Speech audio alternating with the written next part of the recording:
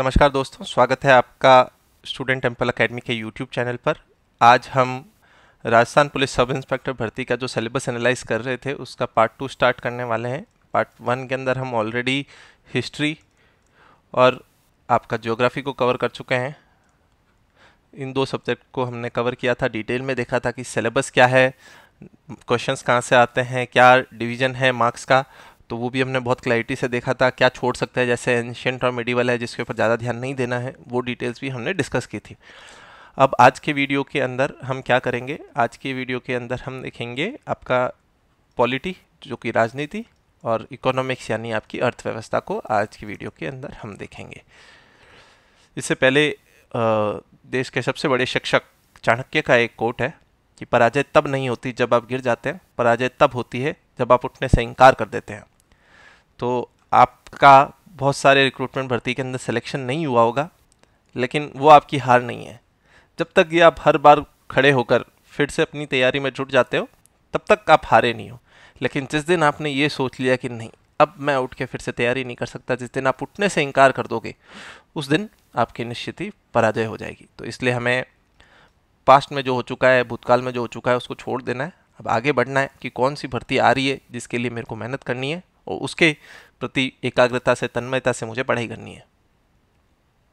इस वीडियो के अंदर हम क्या क्या देखेंगे कि रिपीट क्वेश्चंस, जो ज्योग्राफी के पास्ट ईयर्स के रिपीट क्वेश्चंस हो रहे हैं वो क्या क्या है। हमने बात की थी कि कुछ क्वेश्चंस रिपीट होते हैं। ज्योग्राफी सब्जेक्ट है तो पर्टिकुलरली क्वेश्चन देखेंगे, कुछ एग्जांपल्स की किस किस तरीके से क्वेश्चंस रिपीट हुए हैं, तो हमें किस किस तरीके से पास्ट ईयर क्वेश्चन पेपर को भी पढ़ना है। वैसे हम एक डिटेल वीडियो लाएंगे जिसके अंदर हर सब्जेक्ट का, जब क्या होता है कि जब आप पढ़ाएंगे ना आपको ज्योग्राफी, जैसे ज्योग्राफी पढ़ा रहे हैं तो सब्जेक्ट वाइज आपको जब पढ़ाएंगे ना तब सारे सारे प्रीवियस ईयर क्वेश्चन जो है उसको भी हम एनालाइज करेंगे। अब उसमें क्या करेंगे, एक तो क्वेश्चन है उस टॉपिक को तो कवर करेंगे ही, उसके जितने भी ऑप्शंस हैं उन टॉपिक को भी कवर करेंगे, क्योंकि ऑप्शंस से भी फिर से नया क्वेश्चन बन जाता है। अभी आप देखेंगे अगली स्लाइड्स के अंदर कि कैसे नया क्वेश्चन बन जाता है। फिर आपको पॉलिटी और इकोनॉमिक्स का सिलेबस क्या है हिंदी के अंदर विस्तृत रूप से देखेंगे और उसका विश्लेषण करेंगे। फिर सब्जेक्ट वाइज मार्क्स कहाँ कहाँ से आते हैं, दोनों सब्जेक्ट में कितना कितना डिवीजन कहाँ है, इंडिया पॉलिटी से और राजस्थान पॉलिटी से कैसे डिवीजन हो रहा है, तो वो भी हम क्लैरिटी के साथ देखेंगे। एक त्रुटि हो गई थी पिछले वीडियो में जहाँ पे मैंने ये गलती से बोल दिया था कि 100 नंबर का जो फिजिकल होता है वो भी फाइनल कट ऑफ के अंदर जुड़ता है। ऐसा नहीं है, ऐसा नहीं होता है। जो 200 नंबर आपके पेपर 1 के है, 200 नंबर पेपर 2 के है और जो 50 नंबर आपके इंटरव्यू के, 450 नंबर यही आपका फाइनल कट ऑफ के लिए काउंट होता है, जिसका 45% तो आपको मिनिमम लाना है, जो कि 2.5 होता है। ठीक है, उसके अलावा वैसे कट ऑफ तो इससे ज़्यादा ही जाती है। तो सर्वश्रेष्ठ व्यक्ति की जीत होती है, जो सबसे बेस्ट है उसी का सिलेक्शन होगा। तो अब हम प्रीवियस ईयर क्वेश्चन देखते हैं। जैसे कि 2021 के अंदर क्या हुआ था कि 13 सितंबर, 14 सितंबर और 15 सितंबर 3 दिन लगातार 3 अलग अलग पेपर कराए गए थे।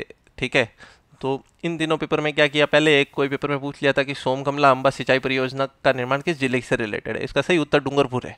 ठीक है, फिर 2 दिन बाद में फिर से यही सवाल पूछ लिया कि निम्न में से कौन सी राजस्थान के डूंगरपुर जिले की सिंचाई परियोजना है, तो सोमकमला। तो सिर्फ उल्टा कर दिया। तो कम से कम अगर आपका दूसरे या तीसरे दिन पेपर हो रहा है तो पहले 2 दिन के पेपर को तो घोट लो, उसको ढंग से पढ़ लो, तो कम से कम 1-2 सवाल भी बढ़ते हैं ना, तो वो भी बहुत इंपॉर्टेंट है। क्योंकि एक सवाल मतलब 2 नंबर, 2 नंबर मतलब कट ऑफ तो आपका खींच के ले गई। तो ये छोटी छोटी चीज़ें भी आपको पता होनी चाहिए कि मतलब कहाँ से मैं क्या देख सकता हूँ। अब ये तो एकदम सीधा सवाल हो गया। जैसे एक 2016 के अंदर पूछा था कि सुएज नहर किसको किसको जोड़ती है, ये भूमध्य सागर और लाल सागर को जोड़ती है। फिर आपका 2021 के अंदर फिर से पूछ लिया भूमध्य सागर और एग्जैक्ट मतलब सुएज नहर किसको मिलाती है, किसको जोड़ती है, भूमध्य सागर लाल सागर। एग्जैक्ट क्वेश्चन रिपीट कर दिया इन्होंने।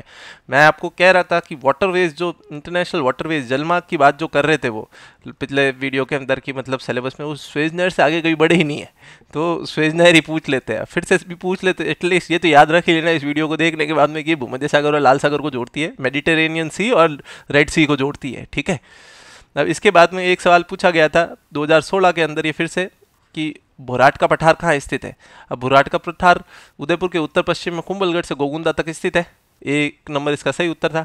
कुंभलगढ़ और गोगुंदा के मध्य स्थित पठार कौन सा है, भोराट का पठार। ये आपके 2021 के अंदर फिर से पूछ लिया इन्होंने। तो मतलब एग्जैक्ट सवाल रिपीट कर रहे हैं, ऑप्शन को क्वेश्चन बना दिया, क्वेश्चन को ऑप्शन बना दिया, इस तरीके से आपको घुमा के पूछ रहे हैं बस।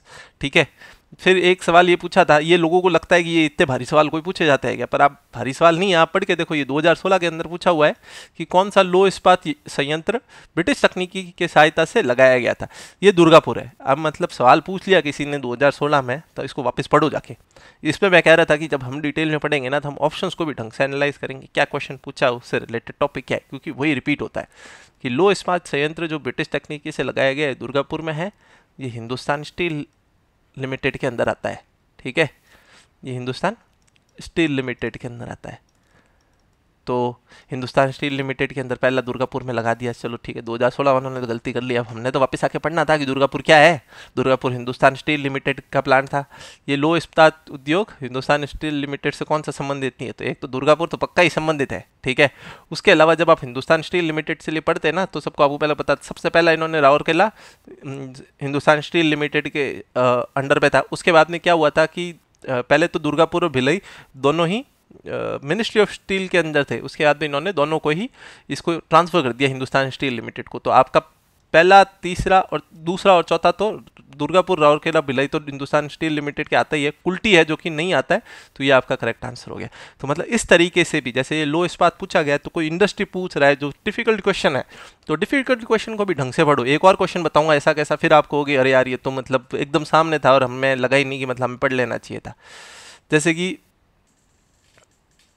ये पूछा गया था कि इसमें से कौन सा औद्योगिक उपक्रम नहीं है भारत सरकार का। ठीक है, ये पहले के सारे जो है ना, इंस्ट्रूमेंटेशन लिमिटेड, सांबर सॉल्ट और मॉडर्न बेकरीज, ये सारे राजस्थान के ही है।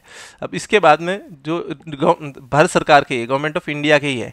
अब इसमें सिर्फ एक राजश्री गंगानगर शुगर लिमिटेड ऐसा है जो कि राजस्थान सरकार के एक्साइज डिपार्टमेंट के अंदर आता है, ये उनके अंदर है। तो ये सही उत्तर हो गया। कौन सा उपक्रम नहीं है भारत सरकार के अंदर, तो जो राजस्थान सरकार के अंदर है वो उनके अंदर नहीं है। अब इससे रिलेटेड पहले एक क्वेश्चन आ रखा है कि गंगानगर शुगर मिल्स लिमिटेड ने चुकंदर से चीनी बनाना का प्रारंभ किया, तो 1968 के अंदर किया था। तो अरे भाई 1968 में किया, तो कम से कम जाके वापस पढ़ो तो सही गंगानगर शुगर मिल्स क्या है। तो गंगानगर शुगर मिल्स अगर जिसने पढ़ी होती तो उसको ये पता होता। तो गंगानगर शुगर मिल्स से लेकर 2 सवाल आ गए। तो ये क्लैरिटी भी आपको रहनी चाहिए कि कहाँ से किस तरीके से कौन सा क्वेश्चन वापस रिपीट हो सकता है। जब हम पढ़ेंगे तो एक एक क्वेश्चन और एक एक ऑप्शन को डिटेल के अंदर तोड़ेंगे थोड़ा बहुत, ताकि मतलब हमारे पास शॉर्ट नोट हो, ज़्यादा भी नहीं पढ़ना है, 4 लाइनें हर क्वेश्चन की। तो आपके कितने पेपर आए हुए हैं, 4 पेपर पब्लिकली अवेलेबल है, 400 सवाल है। 400 सवालों में से 15-15 सवाल तो, 60 सवाल तो उधर निकाल दो, जीके के रिपीट नहीं होते हैं, 10-10 सवाल उसके निकाल दो, 100 सवाल तो ऐसे 10-10 सवाल बेस और मेंटल रीजनिंग के निकाल दो, वो तो रिपीट होते नहीं है, वो निकल गए। पीछे बचे 300 सवाल। 300 सवाल की 4 लाइनें, टोटल कितनी लाइनें बनी बेटा, 1200 लाइनें। अरे 1200 लाइनें पढ़ लोगे, 1200 लाइनें मतलब कितना आपका करीब करीब 30 पन्ने बनेंगे। अब मैं लाइनों में ये नहीं कह रहा कि बहुत लंबी लंबी लाइनें लिखी, हमें तो फैक्ट लिखना है कि 1 नंबर ये है, 2 नंबर ये है और 3 नंबर ये है। ठीक है, तो इस तरीके से पढ़ोगे तो एटलीस्ट मेरा ये दावा है कि मतलब जैसा मैंने रिपीट होते हुए सवाल देखे हैं कि आप कम से कम 8 से 15 सवाल हर साल सही कर पाओगे। अब वो कौन से पेपर में बैठ रहे हो नहीं बैठ रहे हो, लेकिन वो 8 से 15 सवाल तो कहीं ना कहीं कुछ न कुछ तरीके से आपको हेल्प कर जाएंगे। ये तो मैंने कुछ एग्जाम्पल्स ही बताया, और भी बहुत सारी चीज़ें हैं, जैसे कि मतलब लिमिट, जैसे कि वो कोप के बारे में पूछते हैं। अब भाई कोप के बारे में एग्जैक्टली भाई 23 पूछा था, इस बार ये पूछ लिया। अरे भाई कोप के बारे में पूछ रहा है ना हर बार, कॉन्फ्रेंस ऑफ पार्टीज के बारे में हर बार पूछता है कि कोप 23 कहाँ हुई थी, कोप 16 कहाँ हुई थी। तो कोप पढ़ के जाओगे ना, मतलब वही चीज़ है कि प्रीवियस ईयर क्वेश्चन है, आपको हिंट दे रहा है कि भाई ये है आरपीएससी का मोटिव, ये क्वेश्चन पूछेगा। ठीक है, तो ये बात हो गई प्रीवियस ईयर क्वेश्चंस की। अब हम चलते हैं कि राजनीति का जो सिलेबस है उसको किस तरीके से देखें और इसका पेपर का डिवीजन किस तरीके से। एक तो भारतीय संविधान, राजनीतिक प्रणाली और शासन है ना, वो ज़्यादा पूछता है। जैसे 15 से 17 नंबर के सवाल तो पूछे ही जाते हैं राजनीति से। 9 नंबर का पूछा था 13 सितंबर वाले पेपर को, 9 नंबर पूछा था 14 सितंबर वाले पेपर को, 15 सितंबर वाले में से 11 नंबर का पूछ लिया, 16 में भी 11 नंबर का पूछा था। तो भारतीय संविधान ज़्यादा आता है कि इसमें प्रोविजंस ज़्यादा पूछते हैं ये लोग। ठीक है, कौन सा आर्टिकल है, अनुच्छेद पूछ लेंगे आपसे कि अनुच्छेद बताओ कि कौन सा अनुच्छेद क्या करता है, किससे रिलेटेड है। अब इसमें भी मतलब है ना, मतलब मैंने देखा है हर साल हर पेपर के अंदर कम से कम सिर्फ पॉलिटी के 2 से 3 सवाल रिपीट होते हैं। ठीक है, तो वो भी हम देखेंगे किस तरीके से रिपीट होता है, किस तरीके से हमें पढ़ना है, क्या क्या मतलब इनकी इच्छा क्या है, मतलब एक सब इंस्पेक्टर को क्या पता होना चाहिए, वो भी थोड़ा सा इसमें इंटरेस्टिंग चीज़ है। फिर राजस्थान की राजनीतिक से कुछ तो फैक्चुअल सवाल आते हैं, कुछ आपके आते हैं जो कि कॉन्सेप्ट रिलेटेड ही सवाल होते हैं कि भाई आपको कभी पूछ लेगा कि किसके खिलाफ अविश्वास प्रस्ताव आया था, कौन आपका लोकायुक्त रहा है पहला, कौन आपका पहला मुख्यमंत्री है, कौन पहला गवर्नर है, कौन सा पहला मुख्यमंत्री ऑफिस के अंदर गुजर गया। तो ये सवाल भी पूछे जा सकते हैं। तो मुख्यमंत्री, गवर्नर, जो भी बड़े बड़े पोजीशन हैं उनको अच्छे से एक सीरीज़ के अंदर देखेंगे। एक चीफ मिनिस्टर का वीडियो मेरा ऑलरेडी वो इंग्लिश मीडियम आरएस वालों के लिए था, तो लेकिन देख लेना उसके अंदर। अब मुख्यमंत्रियों को पढ़ोगे तो फिर कुछ ऐसा है नहीं कि मतलब उसमें इंग्लिश मीडियम हिंदी मीडियम। मुख्यमंत्री वाले वीडियो का शुरुआत का छोड़ देना, लास्ट का जाके 10-15 मिनट देख लेना। उसके अंदर मुख्यमंत्री सीरीज एकदम बताई हुई है कि भाई शुरू से लेके आखिरी मुख्यमंत्री तक कब क्या है। राजस्थान आरपीएससी तो ऐसे ऐसे सवाल पूछ लेती है कि भाई इनमें से कौन सा मुख्यमंत्री नेता प्रतिपक्ष रहा हुआ है। अब नेता प्रतिपक्ष आपको पता होना चाहिए वसुंधरा राजे और भीष्म सिंह शेखावत रहे हुए हैं, अशोक गहलोत जी नहीं रहे हुए हैं। ये बहुत बार पूछा जाता है, इस एग्जाम में ही नहीं, आरपीएससी के बहुत सारे एग्जाम में 2-3 बार ये क्वेश्चन रिपीट हो चुका है। तो ऐसे क्वेश्चन हमें मतलब अच्छे से बारीकी से पढ़ेंगे ना, तो हमें पता लगना चाहिए कि एग्जामिनर का माइंडसेट क्या है, तभी हम कर पाएंगे। तो जो राजस्थान की राजनीति और प्रशासनिक व्यवस्था है उसके अंदर 5 से 7 नंबर के सवाल पूछे हैं। तो आपको पता है कि मतलब राजस्थान तो पढ़ना ही पढ़ना है, विशेष ध्यान आपको भारतीय संविधान और राजनीतिक प्रणाली के अंदर करना है। अभी मैं बताऊंगा आपको कि इसमें इंडियन के अंदर या भारतीय के अंदर इतना ज़्यादा क्यों पूछा हुआ है। तो आप देखोगे कि जो भारतीय संविधान, राजनीतिक प्रणाली और शासन व्यवस्था, इसका सिलेबस भी बड़ा लंबा चौड़ा है। इसके अंदर पहला पार्ट तो है जो संवैधानिक विकास है और भारतीय संविधान है। इसके अंदर से एक क्वेश्चन फिक्स पूछा जाता है हर साल, भारत सरकार अधिनियम 1919 और 1935 से एक सवाल तो यहाँ से आता है, ठीक है। फिर यहाँ से आपको एक आधा सवाल यहाँ से पूछा जा सकता है, ठीक है। लेकिन पहले वाले से तो जरूर देखा है मैंने कि ऐसे ही के अंदर जनरली पूछ लेते हैं कि भाई ये 1919 में क्या हुआ था, 1919 में क्या हुआ था, 1935 के अंदर क्या हुआ था। उसके बाद में भारतीय राजनीतिक प्रणाली और शासन किस तरीके से, इसमें से काफ़ी सवाल पूछे जाते हैं। राज्य की प्रकृति किस तरीके से, भारतीय राज्य की प्रकृति किस तरीके से, लोकतंत्र किस तरीके से, राज्यों का पुनर्गठन किस तरीके से हुआ था, गठबंधन सरकारें कैसे होती है, राजनीतिक दल क्या होता है, राष्ट्रीय एकता क्या होती है। इस टॉपिक से थोड़े कम सवाल आते हैं। दूसरा टॉपिक जो संघ और राज्य कार्यकारिणी है, जो आपका जिसके अंदर प्रेसिडेंट, आपका राष्ट्रपति, आपके उपराष्ट्रपति, आपके गवर्नर, ये सब लोग आ जाते हैं। फिर आपका पीएम, सीएम, ये भी हम हिंदी में सीरीज लाएंगे। इंग्लिश मीडियम वाले, आरएस वाले सीरीज़ को रेफ़र कर लो, वहाँ पे भी डिटेल में बताया हुआ है। और मतलब सेम चीज़ पूछी जाती है, तो ऐसा वहाँ पे नहीं है कि मैंने मतलब कोई मेंस के हिसाब से आंसर राइटिंग सिखाई हुई है, वहाँ पे भी प्री के हिसाब से ही पढ़ाया हुआ है। आप डिटेल में जाके देखो, आपको फैक्ट्स भी मिलेंगे और आपको क्लैरिटी भी मिलेगी क्या क्या पढ़ना है। हिंदी मीडियम वाले जो थोड़े इंग्लिश में सहज है वो वहाँ जाके पढ़ लो, जो नहीं है वो कुछ दिनों के लिए इंतज़ार करो, इसकी भी सीरीज़ आएगी। Complete syllabus A to Z करेंगे। उसके बाद में राष्ट्रपति, संसद, सर्वोच्च न्यायालय, चुनाव आयोग, नियंत्रक, महालेखाकार, ये आपका कैग तो पूछा ही जाता है, ठीक है। कैग इंपॉर्टेंट टॉपिक है। आपका प्लानिंग कमीशन, अब प्लानिंग कमीशन की जगह नीति आयोग भी पढ़ ही लेना, मतलब मैं रिस्क नहीं लेता कि भाई प्लानिंग कमीशन लिखा हुआ है, प्लानिंग कमीशन चला गया, प्लानिंग कमीशन ही पढ़ाता जाऊँ, नहीं, नीति आयोग भी पढ़ेंगे इसके साथ साथ। उसके बाद में आपका सीवीसी है, जो केंद्रीय सतर्कता आयोग है, सूचना आयोग है, लोकपाल है और राष्ट्रीय मानवाधिकार आयोग है। अब इसके अंदर जैसे कि अब आप परीक्षा दे रहे हो ऐसा ही, तो आपको पता होना चाहिए कि सबसे ज़्यादा आपके लिए जरूरी है एनएचआरसी, ह्यूमन राइट्स एलिगेशन, मानवाधिकार के वायलेशंस का एलिगेशन सबसे ज़्यादा पुलिस के ऊपर ही लगते हैं, ठीक है। तो इसलिए एनएचआरसी आपको पढ़ना जरूरी है। एनएचआरसी से सवाल आते हैं, स्टेट ह्यूमन राइट कमीशन से भी सवाल आते हैं, आपके स्टेट मानवाधिकार आयोग है उससे भी सवाल आते हैं। फिर आपको ये क्या नाम है आपका, सर्वोच्च न्यायालय और न्यायालय के बारे में पता होना चाहिए, क्योंकि आप पुलिस महकमे में रहोगे तो ये भी जानकारी आपको अच्छे से रहनी चाहिए। फिर स्थानीय स्वशासन और पंचायती राज है, लोकल सेल्फ गवर्नमेंट है, आपका जो म्यूनसिपैलिटीज़ है और जो आपका पंचायत है, वो दोनों ही इसके अंदर कवर करेंगे। फिर आपका सार्वजनिक नीति और अधिकार के अंदर कल्याणकारी राज्य की रूप में क्या राष्ट्र की सार्वजनिक नीति होती है, कम सवाल पूछे जाते हैं पर पढ़ेंगे, छोटा टॉपिक है, अच्छे से कवर किया जा सकता है। कानूनी अधिकार कौन से होते हैं, ये थोड़ा सा आपको जानना जरूरी है, क्योंकि आप पुलिस महकमे में है, तो इसको भी हम एक चैप्टर करेंगे। मैं खुद लॉ ग्रेजुएट हूँ तो ये अच्छे से पढ़ा पाऊँगा आपको पूरा सब्जेक्ट भी, कि मतलब कौन से अधिकार है। और मतलब ये कानून के हिसाब से नहीं पढ़ना है कि एलएलबी की डिग्री नहीं देनी है अपन को, यहाँ पे अपन को पढ़ना है एसआई के एग्ज़ाम के हिसाब से। पुलिस के पर्सपेक्टिव से अगर एग्जाम को देखोगे ना, तो आपको पता लग जाएगा कौन से विभिन्न कानूनी अधिकार पूछेंगे, कौन से नागरिक चार्टर के अंदर भी क्या पूछेगा आपसे। उसके बाद में जो आपका राजस्थान की राजनीतिक और प्रशासनिक व्यवस्था है, तो उसके अंदर आपको राज्यपाल, मुख्यमंत्री, राज्य विधानसभा और उच्च न्यायालय, ये 4 टॉपिक पूछे जाते हैं, ठीक है। ये चारों टॉपिक अच्छे से पढ़ना है। इसके अंदर फैक्ट्स ज़्यादा पूछे जाते हैं, ठीक है। फैक्ट्स के अंदर जैसे पहले पूछा हुआ है कि एक बार नो कॉन्फिडेंस मोशन किसके अगेंस्ट आया हुआ है, करंट राज्यपाल से पहले वाला राज्यपाल कौन सा था, ठीक है। ये सवाल पूछ लेते हैं। कौन से उच्च न्यायालय के जो न्यायाधीश है वो सुप्रीम कोर्ट के न्यायाधीश नहीं बने, या कुछ दूसरे उच्च न्यायालय के मुख्य न्यायाधीश नहीं बने, तो ऐसे सवाल भी पूछे जाते हैं। तो ये फैक्ट रिलेटेड सवाल ज़्यादा आते हैं यहाँ पे, कॉन्सेप्ट कुछ से छोड़कर फैक्ट से ज़्यादा सवाल आते हैं, तो वो भी हम पढ़ेंगे। फिर राज्य लोक सेवा आयोग, आपके आरपीएससी को तो पढ़ना ही है, आपको जिसका एग्जाम दे रहे हो उसके बारे में तो पता रहना ही चाहिए। जिला प्रशासन, राज्य मानवाधिकार आयोग, ये आपके लिए इंपॉर्टेंट है। लोकायुक्त आपके लिए इंपॉर्टेंट है। चुनाव आयोग और सूचना आयोग को भी हम पढ़ेंगे, चुनाव करवाने की जिम्मेदारी होती है एसआई की, तो इसको भी हम देखेंगे, बस छोटे छोटे रूप में। मानवाधिकार जितना इंपॉर्टेंट नहीं है, मानवाधिकार सबसे इंपॉर्टेंट है।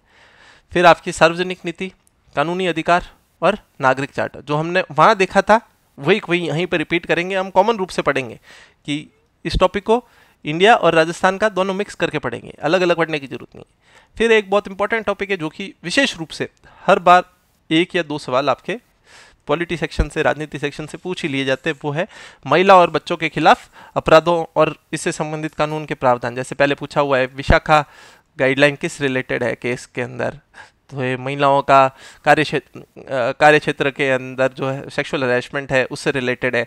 तो ऐसे ऐसे सवाल पूछे जा सकते हैं। तो आपको इसके बारे में भी जो भी अपडेटेड करंट अफेयर्स का नॉलेज है, जो भी नए नए अपराध है, इसके खिलाफ जो भी नए कानून प्रावधान बने, एक छोटी सी क्लास लेंगे 15 मिनट की या 20 मिनट की एट द मैक्स, ठीक है। उससे ज़्यादा हम नहीं जाएंगे, उससे ज़्यादा पढ़ने की भी जरूरत नहीं, उसको पढ़ेंगे और उसके अंदर ये सारे टॉपिक्स कवर कर लेंगे, जिसके अंदर से आपको मोटा मोटा आइडिया लग जाएगा कि ये सारी चीज़ें हैं। 1-2 सवाल आते हैं और वहीं से आएगा, क्योंकि मतलब ये बहुत डिटेल में पेशा का सबसे आसान सवाल है। अब लोगों ने पढ़ा नहीं होगा टॉपिक, वो अलग है, पर अगर आप महिलाओं के खिलाफ होने वाले अपराध के मामले में विशाखा जजमेंट जो है ना सुप्रीम कोर्ट का, तो वो सबसे लैंडमार्क जजमेंट है। मतलब कार्य क्षेत्र के अंदर अगर कोई सेक्सुअल हैरेसमेंट हो रहा है, यौन शोषण हो रहा है उसके लिए। उसके बाद में आपका अर्थव्यवस्था, अर्थव्यवस्था के अंदर एक तो आपका आर्थिक अवधारणाएं हैं, इकोनॉमिक कॉन्सेप्ट है, तो और इंडियन इकोनॉमी है। तो अब कॉन्सेप्ट और इंडियन इकोनॉमी का सिलेबस साथ में दिया हुआ है, इसलिए आपका ये इसका वेटेज ज़्यादा दिखेगा अभी आपको यहाँ पे कि 8, 11, 8 और 10 नंबर, यानी कम से कम 9 नंबर का तो एवरेज लेके मानो कि 9 नंबर का तो यही पूछ लिया जाता है। फिर आप यहाँ पे देखो 6, 5, 10 और 6, तो ये देखो थोड़ा सा एवरेज है, फिर गड़बड़ाता भी है कि ऊपर नीचे भी हो जाता है, कभी कभी 7-8 सवाल यहाँ से भी पूछ लिए जाते हैं राजस्थान का की अर्थव्यवस्था से। सवाल भी यहाँ से आते हैं ज़्यादा, करंट से रिलेटेड ज़्यादा सवाल आते हैं इसमें। तो ये आप पहला तो बुनियादी कॉन्सेप्ट जो है आपके, बजट है, बैंकिंग है, उसके बाद में पब्लिक फाइनेंस क्या होती है, राष्ट्रीय आय क्या होती है, वृद्धि क्या है, विकास का बुनियादी ज्ञान क्या है, ये सब कुछ हम देखेंगे। फिर आपकी अकाउंटिंग किस तरीके से की जाती है, अकाउंटिंग से अभी रिसेंटली कुछ ज़्यादा सवाल नहीं पूछ रहे हैं, लेकिन तो भी हम पढ़ेंगे इसको। स्टॉक एक्सचेंज और शेयर से रिलेटेड सवाल पूछे जाते हैं, कुछ नए अभी करंट अफेयर से रिलेटेड जो सवाल है वो पूछ लिए जा सकते हैं। सबसे इंपॉर्टेंट टॉपिक है राजकोषीय और मौद्रिक नीतियाँ, कि कौन सी नीतियाँ हैं। जब इन्फ्लेशन होता है यानी कि आपका मुद्रास्फीति होती है तब क्या करता है, डिफ्लेशन होता है तब क्या करता है, तो ये सारा पूछना है। अभी बाद में पहले एक बार पूछ लिया था कि भाई ये जब दोनों ही हो, मतलब आपका बेरोजगार भी बढ़ रहा हो और आपका महंगाई भी बढ़ रही हो, तो उसको क्या बोलते हैं, उसको स्टैगफ्लेशन बोलते हैं। तो ये सारी चीज़ें जो है आपको पढ़ाएंगे अच्छे से, मतलब बेसिक कॉन्सेप्ट बताएंगे जिससे आप ऑप्शन सॉल्व करने लग जाओगे। इसके लिए कोई किताब मत पढ़ना, मैं साफ कह रहा हूँ, कोई किताब मत पढ़ना, आपको आसानी से क्लियर हो जाएगा डाउट। मतलब ये किताबें पढ़ने जाओगे ना तो इकोनॉमिक्स थोड़ा टेक्निकल सब्जेक्ट है, सबके इकोनॉमिक्स रही नहीं होगी 11वीं 12वीं में, और मतलब वहाँ जाके मतलब आपको पीएचडी करने से मतलब नहीं है, ठीक है। हमें यहाँ पे मतलब कोई हायर एजुकेशन के लिए जाना है, मास्टर नहीं बनना है जाके कि इकोनॉमिक्स पढ़ाऊंगा मैं। जो लेक्चर की तैयारी कर रहे हैं इकोनॉमिक्स के लिए वो अच्छे से पढ़ो भाई किताब लेके, लेकिन एसआई वाले इसको सिर्फ वीडियो देखो और आगे बढ़ो, क्योंकि उसके अंदर आपको मोटा मोटा ज्ञान मिल जाएगा जिससे आप ऑप्शन सही कर पाओगे। सवाल आपके गलत नहीं होंगे, आपको कॉन्सेप्ट रिलेटेड जितने भी सवाल आएंगे वो सारे इसमें सही हो जाएंगे। सब्सिडी और सार्वजनिक वितरण प्रणाली, पब्लिक डिस्ट्रीब्यूशन सिस्टम किस तरीके से होता है, आपका कोटा कैसे चलता है, जो गाँव में कोटा होता होगा ना। फिर ई कॉमर्स कैसे है, अब ई कॉमर्स से रिलेटेड अभी बहुत ज़्यादा करंट अफेयर्स चल रहे हैं, ठीक है। एक वो ONDC बना रहे हो, open network for digital commerce. Open network for digital commerce क्या होता है भाई, कि मतलब है ना, ऐसा एक डिजिटल प्लेटफॉर्म बनाएंगे जहाँ पे मतलब कोई बेचने वाला आ सकता है। अब कोई, मैं कुरियर वाला हूँ, मैं अपना भी वहाँ पे डाल दूंगा, मैं पैकर हूँ मैं भी अपना डाल दूंगा, तो एज अ कंज्यूमर, एक ग्राहक के नाते मैं खरीदता हूँ भाई, ये का टी शर्ट अच्छा मिल रहा है, ठीक है भाई, लेकिन ये तो पैकेजिंग के ऊपर 50 रुपये चार्ज कर रहा है। अरे यार ये बी है ना, ए के यहाँ से खरीद के बी से पैकेजिंग करवा लेता हूँ, 10 रुपये ही लेता है। और यार बी से पैकेजिंग तो करूँ, लेकिन बी है ना मार्केट में बेच ये कुरियर कराने के 100 रुपये ले रहा है। नहीं नहीं यार, मैं सी से कुरियर कराता हूँ जो 4 रुपये ही लेता है, तो मेरे को सबसे बेस्ट प्राइस मिल जाएगी सब चरणों के ऊपर। तो ये है ONDC। तो इसके बारे में पढ़ेंगे, हम डिटेल में पढ़ेंगे। मैं बता देता हूँ आपको, जैसे करंट अफेयर्स में ई कॉमर्स में क्या हो सकता है सर, तो लोग पूछते हैं, तो मैं बता देता हूँ आपको भी। उसके बाद में मुद्रास्फीति और इसके कॉन्सेप्ट क्या है, इसके इम्पैक्ट क्या है, उसको नियंत्रण कैसे करते हैं, आप कैसे इन्फ्लेशन को रोकोगे, तो वो सब कुछ इसके अंदर देखेंगे। फिर ये है आपका आर्थिक विकास और योजना, इसमें पंचवर्षीय योजना, उद्देश्य, रणनीतियाँ, अर्थव्यवस्था के प्रमुख क्षेत्र जिसमें कृषि है, आपका उद्योग है, सर्विस सेक्टर है और व्यापार है, ठीक है। इसमें वर्तमान स्थिति और मुद्दे क्या है, प्रमुख आर्थिक समस्याएं और सरकारी पहल क्या है, आर्थिक सुधार और लिबरलाइजेशन क्या है। ये अगर किसी को किताब रेफर करनी है तो इंडियन इकोनॉमी, भारतीय अर्थव्यवस्था, 11वीं की किताब आती है NCERT की, पढ़ लेना। अगर किताब नहीं पढ़नी है तो मैं तो वो किताब से पढ़ाऊँगा ही पढ़ाऊँगा, ठीक है। तो आप रेफ़र कर सकते हो बुक को, किताब अच्छी है NCERT की, सब कुछ है। ये कोई भारी किताबों पे नहीं जाना है, स्टैंडर्ड टेक्स्ट बुक रखनी है, स्टैंडर्ड रेफरेंस बुक से पढ़ोगे तो हमेशा फ़ायदे में रहोगे। 1000 किताबें और ले आओगे, घर की NCERT तो कंप्लीट हो नहीं रही, राजस्थान अध्ययन तो कंप्लीट हो नहीं रही, पहले वो पढ़ो, ये वीडियो देखो, सब कुछ हो जाए तो उसके बाद में मर्जी हो जो जाके खोदना, ठीक है। तो पहले ये कंप्लीट करो। तो अगर आपको पढ़ना है इंडियन इकोनॉमी वाली NCERT पढ़ो, मैं मना नहीं करूँगा, ज्ञान ही बढ़ेगा, कुछ नहीं, ठीक है। मानव संसाधन, आर्थिक विकास, मानव विकास सूचकांक पढ़ना है, इससे रिलेटेड सवाल आता है, ह्यूमन 3 बार सवाल पूछ चुके हैं, ठीक है। तो ये पढ़ेंगे कि भाई सूचकांक के अंदर क्या होता है। इसमें फैक्ट ज़्यादा ध्यान रखना, करंट अफेयर्स के ऊपर भी मॉनिटर करते रहना कि नए वाले सूचकांक के अंदर क्या क्या लिखा हुआ है। फिर गरीबी और बेरोजगारी क्या है, इसके कॉन्सेप्ट क्या है, इसके टाइप क्या है, प्रकार क्या है, उपचार क्या है, ये भी आपको इंडियन इकोनॉमी वाली किताब के अंदर मिल जाएगा, वहाँ पे है ये। सामाजिक न्याय, आर्थिकता, कमजोर वर्गों के लिए प्रावधान, ये भी वहीं पे मिल जाएगा, इंडियन इकोनॉमी वाली किताब में ये भी दिया हुआ है, ठीक है। तो इसमें 2 पार्ट है, कॉन्सेप्ट है, कॉन्सेप्ट तो आपको और कहीं से नहीं पढ़ना है, वो मैं पढ़ाऊंगा। जो HDI है वो आपको मानव सूचकांक, मानव विकास सूचकांक, उसकी जब रिपोर्ट आएगी तब मैं पढ़ा दूंगा, आप भी ऑनलाइन देख लेना।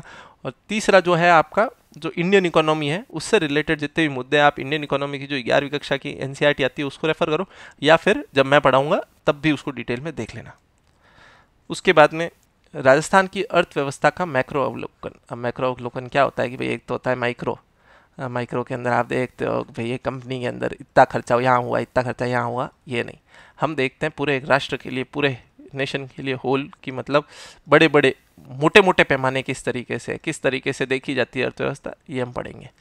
प्रमुख कृषि, औद्योगिक और सेवा क्षेत्र के मुद्दे राजस्थान के संदर्भ में, ये हम देखेंगे। इसके अंदर भी आप जो आर्थिक समीक्षा है, इकोनॉमिक रिव्यू है, उसको देखोगे ना, तो उसको पढ़ाऊंगा मैं जब जब भी एग्ज़ाम आ रहा होगा ना, तो मतलब वो बाद में, अब आपका एग्ज़ाम अगर हो रहा होगा जल्दी तो अभी पढ़ा देंगे, वरना अगर लेट हो रहा होगा तो फिर से पढ़ाएंगे। इस साल का तो समीक्षा पढ़ा ही दूंगा, उसके बाद में अगले साल की समीक्षा भी अलग से पढ़ा देंगे। फिर उसके बाद में आपकी वृद्धि विकास योजना, वो भी उसी के अंदर कवर हो जाएगी। ग्रोथ डेवलपमेंट प्लानिंग के मतलब बता दूंगा आपको मैं। उसके बाद में क्या आंकड़े हैं, आंकड़ों के ऊपर ज़्यादा सवाल पूछे जाते हैं, इसलिए वहाँ पर भी हम विशेष ध्यान देंगे। इंफ्रास्ट्रक्चर और संसाधन क्या है, हमारे इंफ्रास्ट्रक्चर संसाधन जो भी नई चीज़ें बन रही है उसके बारे में हम विशेष ध्यान देंगे, और हम देखेंगे कहाँ पे क्या क्या विकास हुआ। आर्थिक समीक्षा और इसके लिए बेटर सोर्स है। मुख्य विकास परियोजनाएं, ये आर्थिक समीक्षा से बेटर और कोई बता ही नहीं सकता, क्योंकि सरकार अपना ढिंडोरा वहाँ गाएगी कि मैंने ये विकास की योजनाएं कराई है, ठीक है। तो हर सरकार की बात कर रहा हूँ कि आर्थिक समीक्षा के अंदर ये मिल ही जाता है।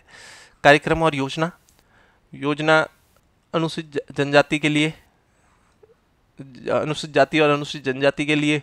उसके बाद में आपका पिछड़ा वर्ग, उसके बाद में आपका अल्पसंख्यक वर्ग, विकलांग व्यक्तियों, निराश्रितों, महिलाओं, बच्चों, वृद्धों, किसानों और मजदूरों के लिए सरकार की कल्याणकारी योजना है। राजस्थान का एक स्कीम का पोर्टल है, ठीक है, राजस्थान गवर्नमेंट का, जहाँ पे सारी स्कीम बताई हुई है। वहाँ जाके सर्च करोगे ना, एक एक नाम से सब कुछ स्कीम मिल जाएगी।